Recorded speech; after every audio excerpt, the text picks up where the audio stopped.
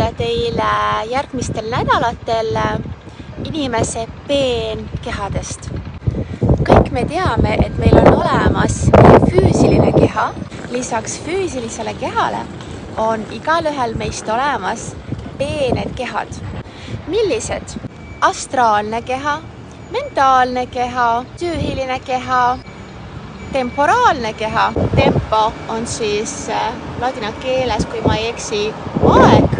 Eeterlik keha ja tulekeha. Kõik me vist mäletame koolist, et esimesed organismid, kes tulid maa peale, olid mikroorganismid ehk bakterid. Nagu me teame, on olemas nii-öelda head bakterid, mis teevad meile head.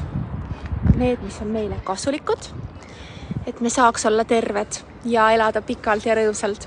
Ja on olemas parasiitid, kes siis elavad inimese kehas, füüsilises kehas ja ka astraalses kehas. Ja sellest, mida siis teha ja kuidas puhastada oma füüsilist ja astraalset keha, räägime jooksvalt.